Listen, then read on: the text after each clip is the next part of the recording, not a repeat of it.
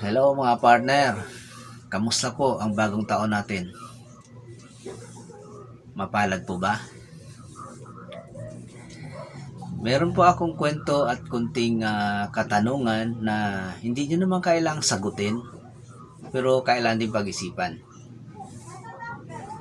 So, ang katanungan ko po ay, ano po ba talaga ang kahalagahan ng Biblia sa ating buhay, kung bakit kailangan natin itong basahin at bakit ini-encourage tayo ng mga pastor sa mga Christian dyan, kung bakit kailangan natin magbasa ng Biblia.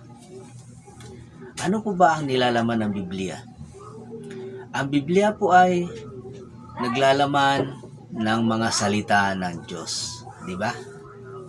At nakasulat sa 2 Timothy chapter 3 verse 16 na ang lahat ng kasulatan ay kinasihan ng Diyos at kapaki-pakinabang sa pagtuturo ng katotohanan, sa pagsuway sa kamalian, sa pagtutuwid ng likong gawain, at sa pagsasanay para sa matuwid na pamumuhay.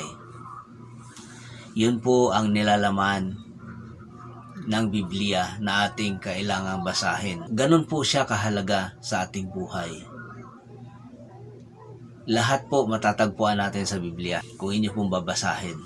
At isa pa po sa lahat na pinakamahalaga sa ating Biblia na ating binabasa, ang Biblia po ay nagtuturo patungkol sa ating kaligtasan, sapagkat naroon nakasaad ang mga salita patungkol sa kaligtasan, sa ating kaligtasan. Ito ang bilin ni Yahweh sa aklat ng Hosea chapter 4 verse 6. Kung ating mababasa, "My people perish because of lack of knowledge." So parang simpleng kwento lang po yan eh. Kung hindi mo alam na meron palang patibong sa dulo sa iyong pupuntahan, ay siguradong mapapahamak ka. Pero kung may nagsabi na sa iyo o kung nagtanong-tanong ka kung ano ba ang meron sa dulo, kung bakit walang nakakarating sa dulo at walang nagsabi sa iyo, mapapahamak ka. Pero kung may nagsasabi sa iyo, siguradong hindi ka mapapahamak. Yun po ang kahulugan ng simpleng kahulugan. Pero hindi naman talaga yan ang totoong explanation.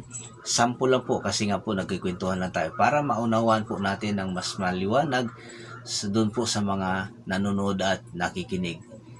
So maraming salamat po sa panonood at to God all the glory.